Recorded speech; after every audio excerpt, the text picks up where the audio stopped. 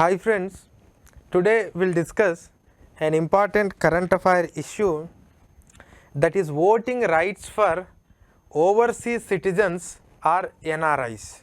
Voting rights for overseas citizens, or we can call it as NRIs. NRI means non-resident Indian.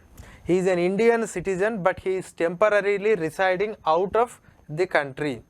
He is an Indian citizen, he is holding an Indian passport but he is temporarily residing outside India. We call it as NRIs. So democracy is something about ruling by themselves. Ruling by themselves in the sense ruling by their representatives in a representative democracy. And we are a representative democracy in which every decision related to the public will be taken by the representatives of the people, that is the parliament. Now in choosing the representatives, everyone is having the voting right, and Indian constitution has given a universal adult franchise. That means those who are having the age of above 18 years and if they are registered themselves with the electoral officer and they can cast the vote and they can involve in choosing their representative, that is what exactly we call it as a perfect democracy. Everyone is sharing some power and everyone is involving in choosing their representative. So this voting right is there for all the Indian citizens and Indian adult citizens above 18 years until and unless they are disqualified because of one or other specific reason that is mentioned it under the statute. But anyhow, this is a very basic right for the Indian citizens, and it's a very for this voting right lot of countries have fought, so many they have taken a lot of agitations and lot of struggles that other countries have faced, but in India, in our constitution since 1950 itself, we have started implementing this universal adult franchise. But the problem is, does everyone in this country are having the voting right? Theoretically the answer is yes. But does everyone is exercising their voting right? The answer is no. Everyone is not exercising the voting right. Why everyone is not exercising the voting right? Some people, they don't want to cast their vote. I am not discussing about that group. I am discussing about a group because of some reason, economic reasons, they have migrated to the different parts of the world, and because of that reason they are not able to exercise their vote. Because if they are residing in India they can, but they are not residing at their place, they are somewhere. So because of that they are not able to exercise their vote, though the constitution has given that right. And here two type of people are there: those who are migrated to foreign countries and those who are migrated within India. Within India, we call it as internal migrants within India. That means people from Kerala, they migrated to some, let it be Bangalore. People from Bangalore, they will go Hyderabad. People from Hyderabad, they will go Bombay. People from Maharashtra, they will go to Delhi. Like that, internal migration is there. When it comes to this, we call it as NRIs. Around 3.2 million people are there. Sorry, around 3.2 crore. Around 3.2 crore people are there, 32 million people. When it comes to these migrant people within India, I can say around 45 crore people are there. That is according to the census. So the internal migrant is 45 crore and other countries it is 3.2 crore. This is an official data. Now does all these people are exercising their voting rights is an important question. Does all these people are exercising their voting right? The answer is no. I will explain you the reasons, and we need to bring these people into our voting system so that our democracy will become much more representative. First I will deal with these people, later I will come to this, because now the topic is related to this NRIs and foreign citizens. Sorry, the Indian citizens who are living in foreign countries. See, how normally we will cast our vote. you are all aware, like the entire India is divided into territorial constituencies, and here there is a voter list. In that you must register yourself, and once you are registered, on the election day you have to go to the polling booth. You have to go to this polling booth, and in that polling booth you have to check your identity whether you are there or not. And after that there are some list of candidates that now we are using EVMs. Earlier we used to have this ballot paper, and to whomever you like, you have to cast the vote and you have to come out. Now I am discussing about the NRIs. They are not in India, they are in foreign country. How they have to cast their vote? The point is, can you really take this polling station to foreign country? Suppose just assume I am taking a case of UAE. Can I install the polling booth in UAE? Can I install polling booth in UAE on the day of election? Just assume I can do it. But suppose in UAE, just assume there are some 15 lakh people are there. This 15 lakh people belongs to, just assume, 200 constituencies. 200 constituencies. Can I really make 200 polling booth in Indian embassy in UAE? Is it possible? No, it's not possible. So physically taking the polling station to this, and all the people should come to that one place to vote. And here in every in a constituency, every village you have this. But can you place it in every village? In the foreign country like UAE, you can't place it. You have to place it at a particular place, or you have to place it at different places. But still 200 polling stations, that too different places, it will be involve lot of logistics. So we said no, we don't want to give. We don't want to give.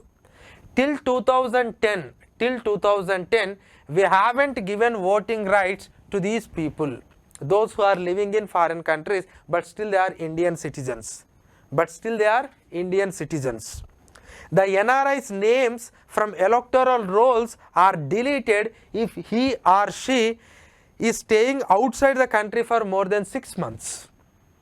But there was a demand like, no, we are also part of India, temporarily we are staying outside, but we should also become part of this because we are not citizens of other country. We must exercise that right. Constitution has given that right. So that is how they have demanded. When they demanded in the year 2010,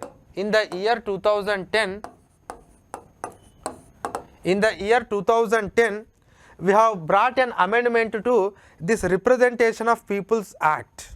We have amended the Representation of Peoples Act. So what we have done is in this, if at all any NRI want to vote, they have to visit their polling station, that means their village personally, that means in person they have to visit and they have to cast their vote. In person they have to visit and they have to cast their vote.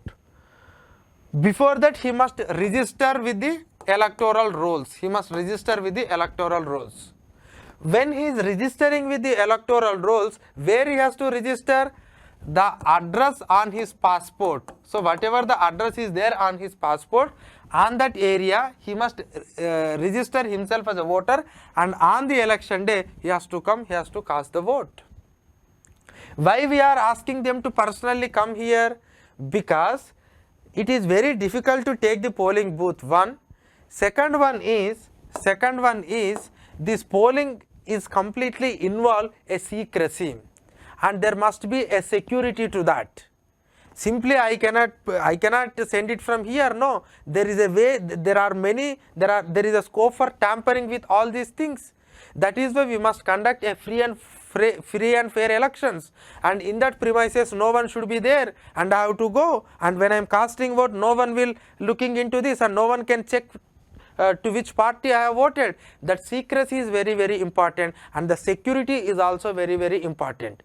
And in order to maintain that secrecy and security, we have asked them to personally to India and to whichever constituency they belong to. That is how we have started giving these rights to these NRIs in the year 2010.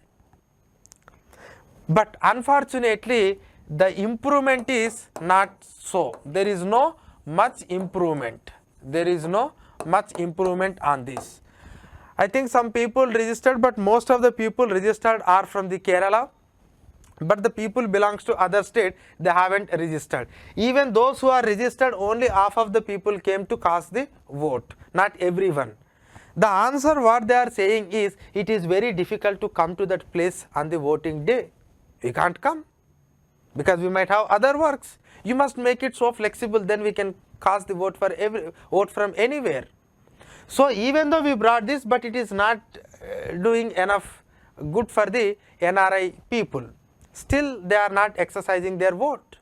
Then how we must involve these people into this election process?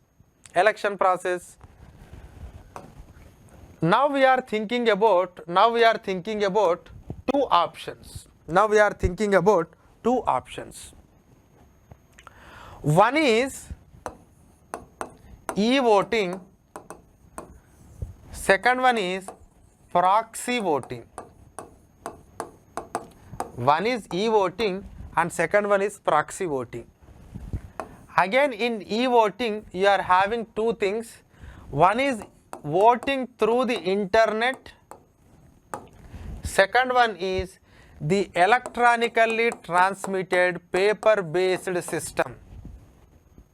Ballot system, sorry. Electronically transmitted this postal ballot system, electronically transmitted postal ballot system. These are the two things. Now we are looking into this. Recently, Election Commission of India has approached the law ministry, by proposing amending the election rules of 1961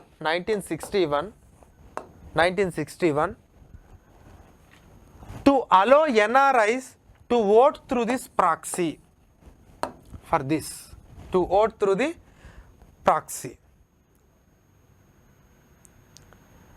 And based on this, what happened? We have brought some law, but unfortunately that law has not implemented fully. Now later, the Election Commission of India is now trying with this. Initially it tried with this, but now it is trying with this ETPBS. This was the very latest development that happened, I think 3-4 days back. So now the Election Commission of India approached Law Ministry to provide this facility to the NRIs to cast their vote in the elections, especially the elections that are going to conducted in this year. So what is this and what is this and what is this, that we will discuss it now. When it comes to the proxy voting, does any other people are exercising these type of votes? I'll explain.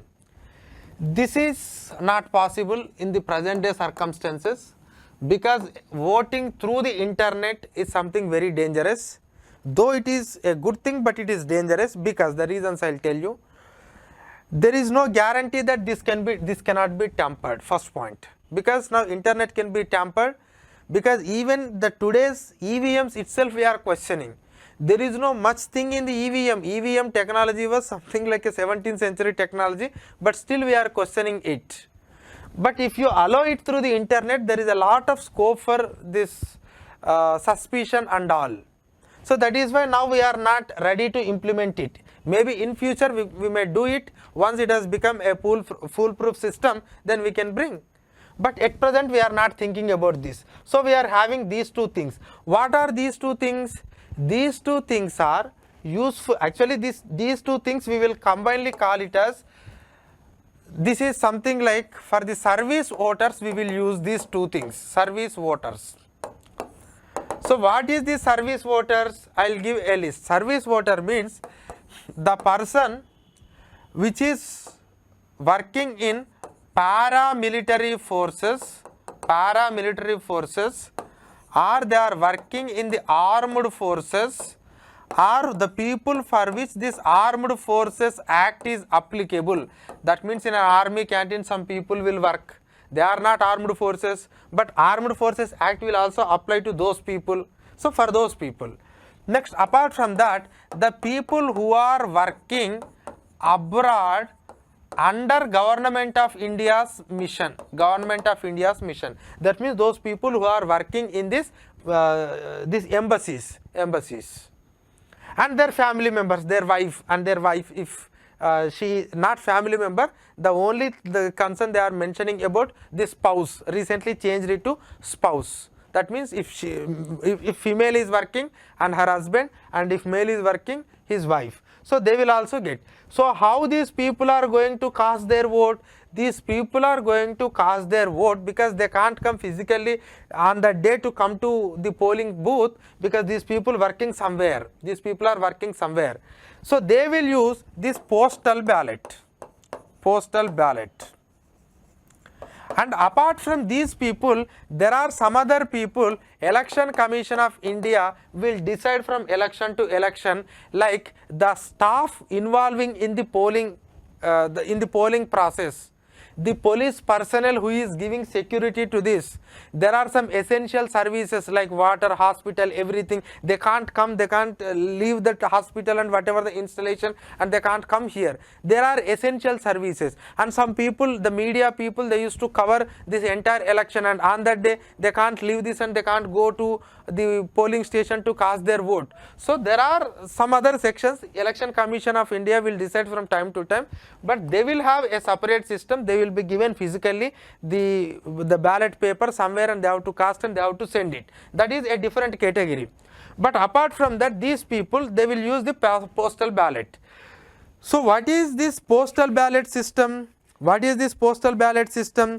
This postal ballot system, through this, without physically visiting the polling station, they can cast their vote for their respective constituency. For their respective constituency. And earlier they used to suppose how these people will vote. I'll explain it clearly so that you can understand. Once the election notification comes, those people who wanted to cast through the postal ballot, I am not talking about this aspect, they are different, I am only talking about these people. So now they have to send information to the electoral, that returning officer, they have to send their information and all. Once they send the information, this electoral officer will send the paper ballot to you, and you have to cast your vote, and you have to send it to the ERO again. But this process has to be done within 15 to 16 days, because after notification, when you give this, and this will be sent only to you after finalization of the candidates. After finalization of the candidate only, he can send that electoral slip to you, because before that you don't prepare this finalization, because you don't know who is contesting and who is not contesting. But after finalization of the candidate and the election, it will be maximum 15 days, and within that you have to send it. Within that it has to go there, and it has to go there, and it has to come back. So this was the process earlier. So it is cumbersome, and that is the reason why also we have not implemented this system to the NRIs.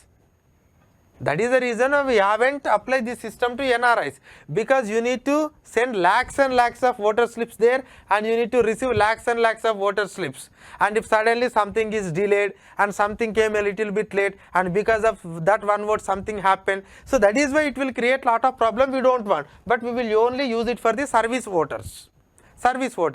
But later we changed it to a different system called this electronically transmitted postal ballot system. So what is this electronically transmitted postal ballot system? See, once the notification is announced, then you have to inform to your respective ERO, and this ERO, this electoral returning officer, will send the ballot paper in an electronic form, not to you, to your officer. That means who is the head of your office. Suppose if you are armed personnel, to whatever the head of office, that officer, they will send it to electronically, and your officer will give the details of that, and you have to open and you have to download that postal ballot and you have to fill it. Fill it in the sense you have to cast your vote, and along with that you need to give some declaration.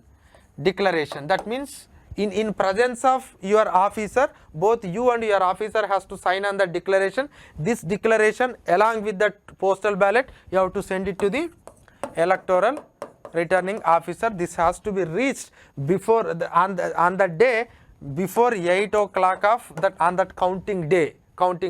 So it must reach. So here officer will be there and he will sign. And here again the point is, the question is like you are casting the vote and you are sending it. This is something ETPBS. Proxy vote means you will appoint a proxy. Proxy in the sense, now I may not come there.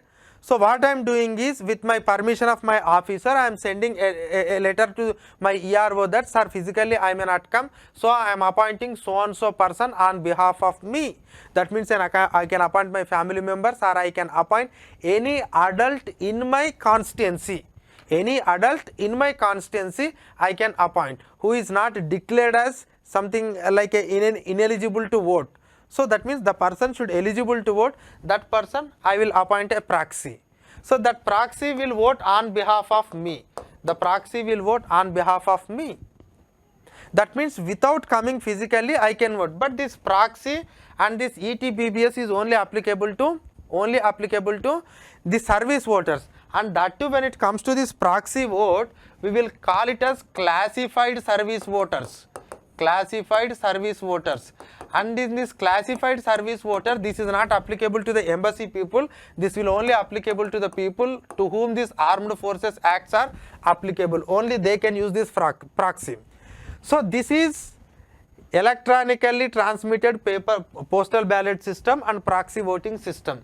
Apart from that, internet voting system that we are not considering at all. Otherwise you need to go to physically, or otherwise some special people, I said they will, with the permission of the Election Commission of India, they will appoint, like the poll staff and as well as the police personnel, the personnel in emergency services, they will also do. That's.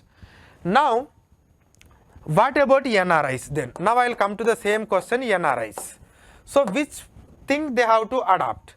See, they can't come directly, they can't do that, and they cannot go with the now actually we haven't implemented this ETPBS because the problem is that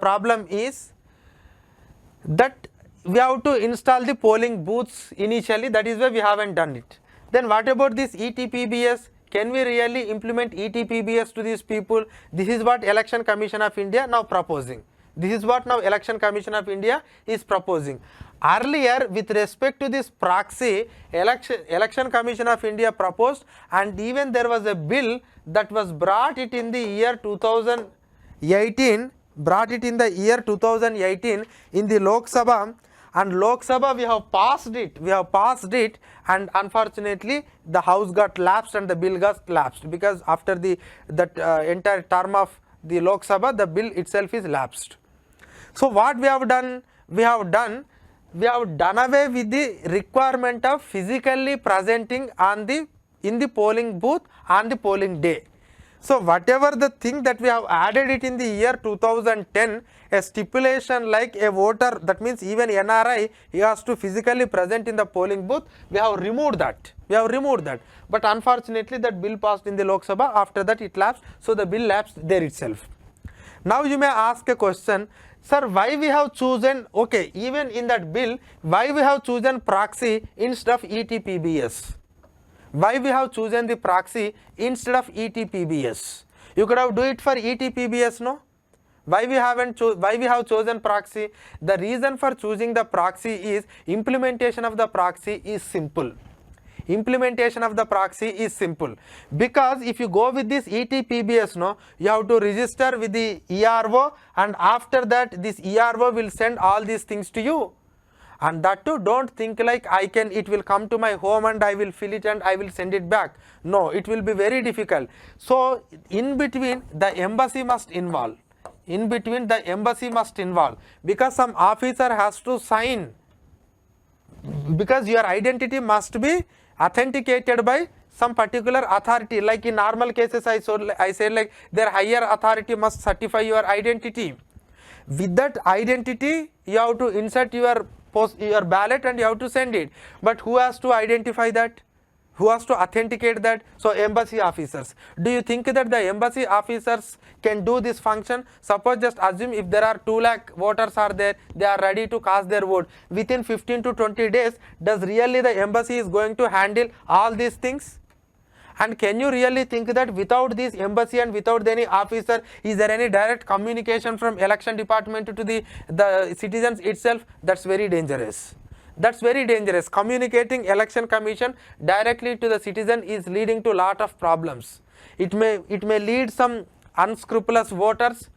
And moreover, apart from this, Election Commission of India is seriously concerning when people are participating in the voting process from the foreign country. How will you enforce this model code of conduct from the foreign country?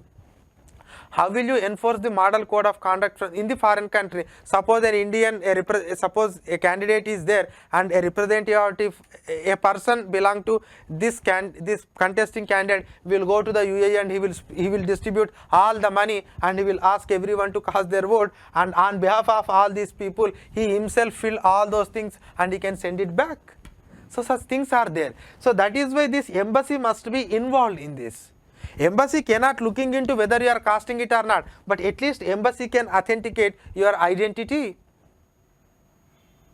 Embassy must be embassy authenticate your identity. Then you may ask a question, sir, Aadhaar system is there, so everywhere there is a unique and Aadhaar is linked to the mobile. Yes, Aadhaar linked with the mobile, these aspects are there. And the election commission is now testing that is only in a testing phase. Like, why can't we do with this by using Aadhaar, by using this fingerprint, by using the OTP from the mobile number, so that double layer or triple layer security, why can't we provide, so that we can authenticate the person directly instead of going this? But that we are doing that is only at the experimental basis. We don't want to implement it now itself. Maybe in future we may do it. But in this present system, this setup is required. This embassy is not in favor of that. No, we can't do that. Otherwise, we will ask all of people to come to the embassy and we will send all the details to you. You directly communicate with them. But we don't. But they are not in a position to communicate to this. So that is why it is something logistically very difficult. Very difficult. That too, you can't create only to the one country. You have to do it in all the other countries wherever your embassies are there. Wherever your embassies are there. So this is actually the logistic problem that the embassies are going to face if you allow them to cast their vote through this ETPBS. One thing, you can't install the polling booths in the embassy. Second one, ETPBS is also creating some problem. The third option is that, okay, if you appoint a proxy, let the proxy vote here. Because you are not creating any inconvenience to the embassy and there is no logistical problem here. If you give a declaration like, let that person do. But the main problem with the proxy is, I am trusting you. I am trusting you. I am trusting you to cast to whomever I said you have to cast for them. But is there any guarantee that this person is really going to cast the vote, the same person to which I wanted to vote? Is it really going to do? Is it not going to lead to the purchasing of vote? Suppose I wanted to cast a vote for a party A, but the party B is distributing lot of money. My proxy has taken lot of money and they have casted vote for B. Then what I have to do? No, you have to choose your own proxy, which is so trustworthy to you. Okay, the point is, it is a trust. It is a trust. But if the trust broken, that is one serious problem that we are facing with the proxy. But anyhow, this proxy is a simpler method. With that proxy also, because the same proxy is now happening with the armed forces. Armed forces, the same proxy is happening. But this problem is there, but still it is a simpler method. Still it is a simpler method. But whereas this ETPBS, some logistical things are there.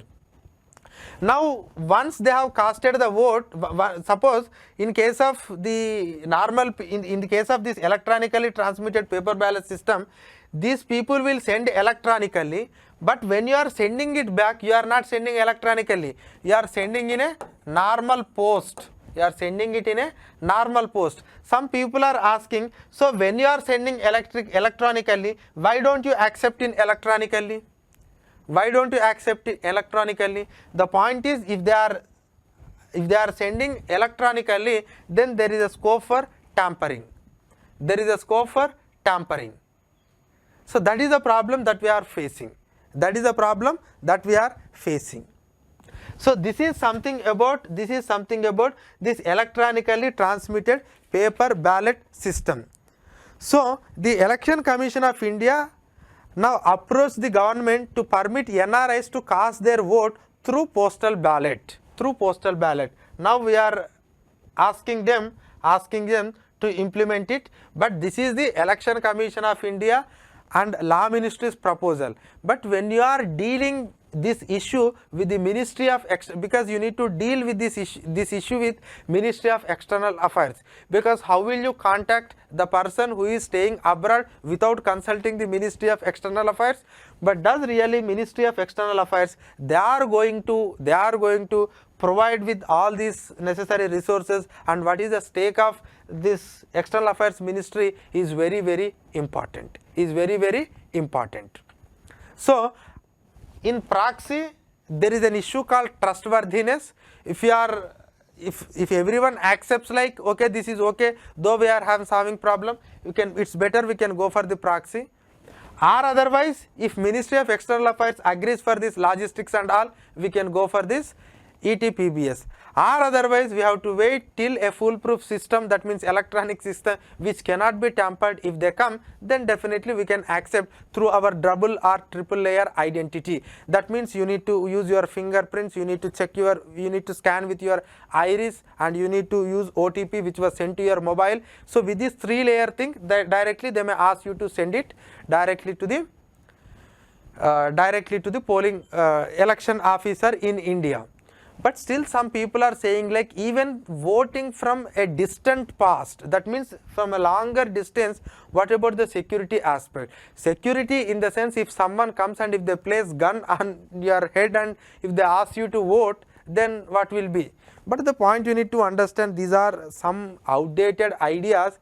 See, now today I don't think so like any people are casting vote just because out of fear.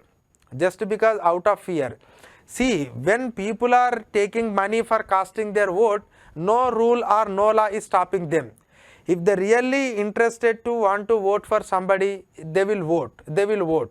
But if somebody is in foreign country, he is voting under a particular threat, and if he is really in India, he don't have that any external influence and he can vote on with his conscience, that is, you can't say. Suppose in India I am going to the polling booth, and when I enter into the polling booth, maybe in my premises no one is there to threaten me or to bribe me, but they can threaten me outside the polling booth. They can give money outside the polling booth. That may also carry impact on mind, it may impact my polling pattern. So the point I am trying to say is, if they are voting from the distant past, there is a scope for threatening and allurement that can also be happened in India also. The only thing is, you can educate the voters like, don't vote by taking this money and also just because somebody has threatened you, because it is your power, and if your power changes some people, these people can't do anything. Like that you need to educate. Okay, but if these logistical problems are solved, we can go through this, or otherwise the same bill you can bring, but provided the trust concerns are there. But another group of people, they are arguing, okay, you are good at giving the voting rights to the NRIs, then what about these domestic migrants or the migrants in India? I have given a number 40 crore, 42 crore, and don't think like these 40 crore people are not voting. If they are migrated to nearby area on the election day, they will go and they will cast their vote. They will go and they will cast their vote. That's not a big deal. But some of the people, if they are again distant, how will they vote? How will they vote? How will they vote? Suppose I am from the Kerala and I am from Trivandrum. Now for the time being, I am in Bangalore and I am working in Bangalore. So on that day, if I really have money and I will come and I will cast the vote. But is it really possible for me to come, suppose a normal laborer who is in Bangalore, can you expect him to come on that day for casting the vote? Until and unless some political party offers, he don't come. He don't come. But there is a provision, like if you are residing in Bengaluru for 6 months, you can register yourself as a voter in Bangalore and you can vote there. You can vote there. That provision is there. Because you are an ordinary resident for more than 6 months, you can become an elector, so that you can remove your name from electoral list. You can remove your name from electoral list and you can add it here. Whenever you are trying to come back to your own place, you can remove here and you can add it here. But the point is it really practically to what extent possible? To what extent possible? An educated people, yes, it is for them. And do you think that the moment you go and if you ask, okay, I want to register myself in Bangalore, please remove in Kerala, do you think that it is easy? No, you have to show your address proof. You have to show like, okay, since last 6 months I am here. So these people, again these poor people, they feel like, no, if we remove our name from our own native place and if we add here, then it will be difficult in our future, because awareness is not there. Awareness is not there. Nothing will happen, but awareness is not there. Because of these reasons, though there is a facility, they are unable to use it. So why can't you give that facility first to the domestic migrants? So whatever the proxy or whatever the paper ballot system, you just implement it in your domestic, in your India. Because you can't install your own Kerala polling booth in Bangalore and all other cities. It's not possible. But how you involve these people in the election process when this process has become cumbersome and difficult, because often this leads to duplication of votes also. So that means that whatever the paper ballot system that you wanted to implement with the NRIs, why can't you implement it to your own people? Let first your own people get the benefit of that. Because when you are implementing in the foreign country, we don't know in a foreign country, in an Indian embassy, these type of things, whether the foreign country will allow it or not. A lot of logistical problems are there. And you can't enforce model code of conduct in foreign country. But why can't you experiment with your own people? Because the number I said, 40 crore people are your domestic migrants and 3 crore people are NRIs. So everyone should get a benefit. Everyone should get a benefit. But this is also another problem. Why can't you implement and why can't you test here? Why can't you send it through the electronically? And how will you authenticate? And how will you go? So these are all some of the questions. These are all some of the questions. But the point is, when you strongly or firmly decided that the base of this democracy must be increased, you need to find out an alternative solution by using the existing technologies or by using the existing resources, or in whatever way. We must ensure like most of the people should participate in the election process. Maybe logistically to some extent it is difficult, maybe technologically it is difficult to some extent, but somewhere we need to find out a via media solution in order to bring these people into the electoral roles, and you must provide proper facilities to them, so that they can cast the vote. Challenges are there, but how you will address the challenges, because I have listed out some of the challenges. But still, Election Commission of India, in spite of having the challenges, they are going ahead with this electronically transmitted postal ballot system that they want to go. Parliament of India tried with this proxy voting system, and in the domestic level also we need to try something and we need to do. Till now we don't have a new idea, but the one thing that can give the full solution is complete e-voting. That means without creating this infrastructure, only voting from the internet. But that is also having some problem, but provided if you give some proper security thing, definitely we can do. But in near future, that too in a democratic country like India, we cannot expect e-voting, but to the maximum possible extent, to in what way you can use this ETPBS or proxy, that we can check and we can give the voting rights to these people, so that they will also become part of our Indian democracy.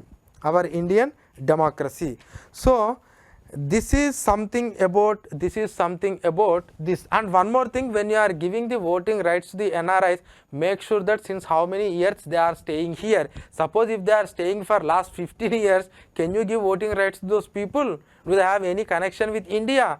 If they are of temporary nature and if they are residing in India, definitely they can participate in the Indian election process. You can't give it to the everyone who has settled there. Okay, but anyhow, these are some of the problems that we have, but some of the proposals that the Election Commission of India is making, and we'll see. Just try to follow this news, and you must understand the nitty-gritty of these different systems and the problem that every type of method or the scheme is having. And once you keep it in your mind, whenever governments have taken any decision, you will be in a better position to understand the implications, both positives and negatives of this aspect.